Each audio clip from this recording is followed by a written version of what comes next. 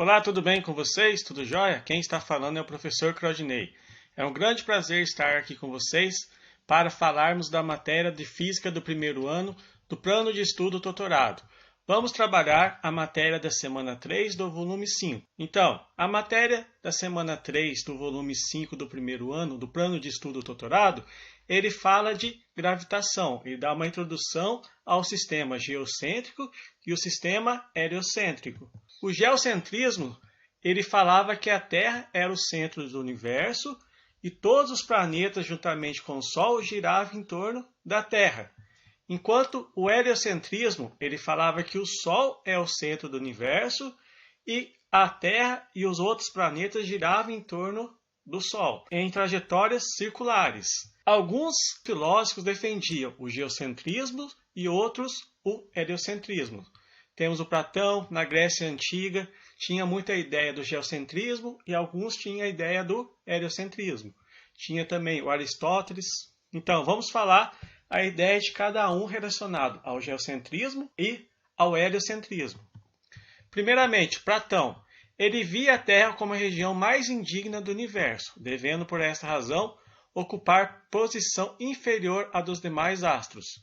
Esses, por sua vez, seriam corpos perfeitos que somente poderiam executar o movimento perfeito, o circular. Então, a ideia de Platão, ele via a Terra como uma região muito indigna do universo.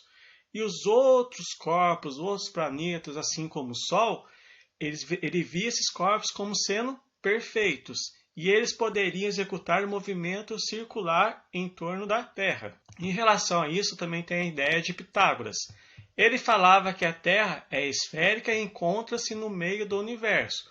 Os planetas movem-se em diferentes velocidades nas várias órbitas ao redor da Terra. Aqui nós tínhamos a ideia do geocentrismo, que a Terra ficava no meio do universo e os outros planetas, assim como o Sol, giravam em torno da Terra. Em relação a isso, Aristóteles falava que a Terra estava no centro do universo e os outros planetas, assim como a Lua e o Sol, eles giravam em torno da Terra em órbitas circulares, em órbitas perfeitas, demonstrando a ideia do geocentrismo. A ideia do geocentrismo era que a Terra estava no centro do universo e os outros planetas, assim como a Lua e o Sol, giravam em torno da Terra em órbitas circulares, órbitas perfeitas.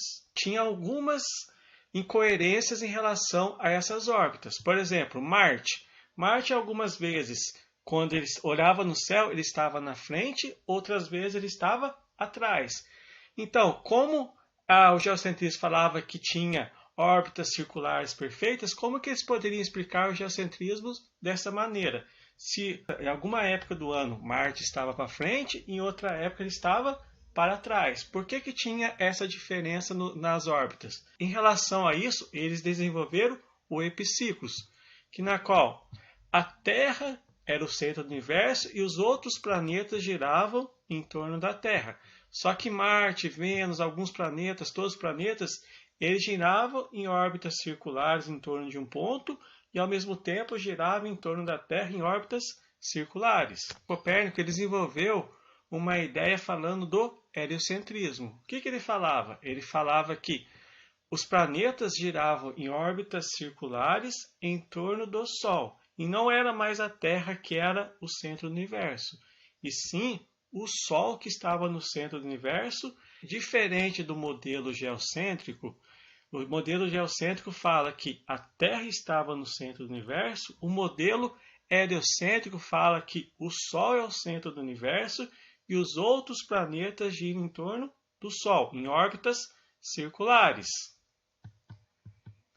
Tinha alguns astrônomos, algumas pessoas que faziam observações no céu utilizando telescópios. Uma dessas pessoas era Tycho Brahe, que fez várias observações sobre o movimento dos planetas em torno do Sol. Só que essas informações, essas observações, foram analisadas por Kepler. Kepler desenvolveu 3 leis que falam dos movimentos dos astros em torno de um ponto. Então, os primeiros a descreverem sistemas planetários explicando os movimentos de corpos celestes foram os gregos. Através da intuição, eles desenvolveram os modelos explicando como os planetas giravam em torno do ponto. O mais famoso sistema planetário grego foi o de Cláudio Ptolomeu, que considerava a Terra como o centro do universo. Era o sistema geocêntrico. Segundo esse sistema, cada planeta descrevia uma órbita circular, cujo centro descreveria outra órbita circular em torno da Terra. Então, segundo o modelo, o sistema geocêntrico, os planetas descreveriam uma órbita circular, cujo centro desses planetas também descreveria uma outra órbita circular em torno da Terra. Ou seja, a Terra era o centro do universo e os planetas giravam em torno da Terra em órbitas circulares. Nicolau Copérnico era um astrônomo polonês que criou uma nova concepção de universo, considerando o Sol como seu centro, o sistema heliocêntrico. Então, diferentemente do sistema geocêntrico, nós temos o sistema heliocêntrico, que fala que o Sol é o centro do universo e os outros planetas giram em torno do Sol. Segundo esse sistema, cada planeta, inclusive a Terra, descreveria uma órbita circular em torno do Sol. Em relação a isso, tem um astrônomo chamado Tycho Brahe, que viveu entre 1546 a 1601, ele fez várias observações do céu sobre o movimento dos astros em relação ao Sol, em relação a várias coisas. Ao morrer, Tycho Brahe cedeu suas observações a seu discípulo Johannes Kepler, que tentou em vão explicar o movimento dos astros por meio das mais variadas figuras geométricas. Então, devido às observações feitas por Tycho Brahe sobre o movimento dos planetas, Kepler tentou explicar de várias maneiras, através de várias figuras geométricas, como que era o movimento dos planetas.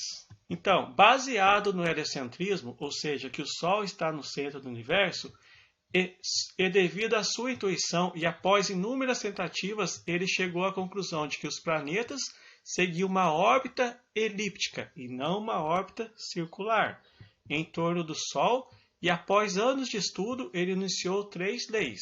Então, a primeira lei de Kepler, ele fala da lei das órbitas. Essa primeira lei fala que as órbitas dos planetas em torno do Sol são elipses nas quais ele ocupa um dos focos. Então, numa elipse existem 2 focos e a soma das distâncias aos focos é constante. Então, a primeira lei é a lei das órbitas, que fala que as órbitas dos planetas em torno do Sol são elipses nas quais ele ocupa um dos focos, ou seja, o Sol ocupa um dos focos. Aqui nós temos o exemplo de uma elipse, que é como se fosse um círculo mais achatado. Temos a elipse, temos a configuração da elipse, temos o foco e temos do outro lado o foco. Temos 2 focos numa elipse. E o Sol, ele ocupa um dos focos. E o planeta, ele gira em torno do Sol que está no foco em órbitas que são elipses. Nós temos a segunda lei que fala que a área descrita pelo raio vetor de um planeta, ou seja, a linha imaginária que liga o planeta ao Sol, é diretamente proporcional ao tempo gasto para descrever. Nesse caso, nós temos a velocidade areolar, que é a velocidade com que as áreas são descritas. Aqui nós temos um exemplo do movimento dos planetas em torno do Sol. Vamos pegar o primeiro ponto, que ele está a uma certa distância do planeta. Essa distância é o raio vetor. Então, ele vai escrever o movimento. Então, ele vai escrever uma área num certo tempo. Então, nós temos a área 1. Então, o raio vetor, que é o raio que liga o planeta ao Sol, ele vai andar, o planeta vai andar e vai escrever uma área em torno do Sol, num certo intervalo de tempo. E quando ele se movimenta, vai chegar num certo ponto, ele vai escrever uma área 2, num certo intervalo de tempo. Nesse caso, nós temos a velocidade areolar, que é a área descrita em função do tempo. Cada planeta mantém sua velocidade areolar constante ao longo de sua órbita elíptica. Logo, área 1 dividido pela variação do tempo 1, ou seja, ele descreve a área 1 num certo intervalo de tempo, dá um valor que é igual a área 2 em função do tempo 2, ou seja, esse planeta mantém sua velocidade angular constante ao longo de sua trajetória. O planeta ele pode estar mais distante do Sol ou mais próximo do Sol na sua trajetória. Quando ele estiver na posição mais distante, é chamado de afélio. Nesse ponto que ele está mais distante que o afélio, ele tem a menor velocidade. Então, o afélio é o ponto de maior afastamento entre o planeta e o Sol. Em relação a isso, o planeta se movimenta e vai chegar a um certo ponto que ele vai estar mais próximo do Sol. Isso é chamado de periélio. Periélio é o ponto de maior proximidade entre o planeta e o Sol. A velocidade no periélio é maior do que o afélio, que ele está mais próximo. Nós temos a velocidade no afélio, que é 29,3 km por segundo, e no periélio é 30,2 km por segundo em relação ao Sol. Então, tem-se que a velocidade no periélio é maior que no afélio. A velocidade no afélio é 29,3 km por segundo, e no periélio, que está mais próximo do Sol, é 30,2 km por segundo. Tranquilo? E a terceira lei de Kepler é a lei dos períodos. Essa lei fala que o quadrado do período de revolução de um planeta em torno do Sol, ou seja, o período que ele dá uma volta em torno do Sol, então o quadrado do período de revolução de um planeta em torno do Sol é diretamente proporcional ao cubo do raio médio de sua elipse orbital. Nós temos o raio médio, que é a média aritmética entre as distâncias máximas e mínimas do planeta ao Sol. Então, a terceira lei de Kepler fala que o quadrado do período da revolução de um planeta em torno do Sol é diretamente proporcional ao cubo do raio médio. Esse raio médio é a média aritmética entre as distâncias máximas e a distância mínima do planeta ao Sol, ou seja, a distância do afélio e do periélio. Você faz uma média, o quadrado do período dividido pelo raio médio de sua elipse ao cubo dá um valor constante para todos os planetas, ou seja, a Terra gira em torno do Sol em torno de uma elipse. Então, o período que ela leva ao quadrado para dar uma volta, dividido pelo raio de sua órbita ao cubo, dá um valor que é o mesmo valor para Marte, para Urano, para Netuno. Então, a relação período ao quadrado dividido pelo raio ao cubo dá um valor constante, que é um valor constante para cada planeta que gira em torno do Sol. Tranquilo? Isso nós podemos observar aqui. O período de revolução de Mercúrio é 88 dias.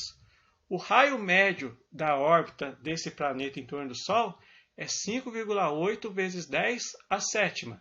Então, pegando esse valor ao quadrado dividido pelo raio ao cubo, dá 4 vezes 10 a menos 20, que é um valor constante. Se eu pegar Vênus, que demora 224,7 dias terrestres para dar a volta em torno do Sol, e o raio de sua órbita, o raio médio, é esse valor, que é 1,08 vezes 10 oitavo, pegando esse valor, que é o período ao quadrado, que é 224,7, que são a órbita do planeta, ao quadrado, dividido por esse valor, que é o raio ao cubo, vai dar um valor constante, tanto para Mercúrio como para Vênus, para Marte. Então, pegando esse valor, que é o período ao quadrado, dividido pelo raio ao cubo, dá um valor constante para cada planeta, que descreve uma órbita elíptica em torno do Sol. Então, pessoal, obrigado e até a próxima.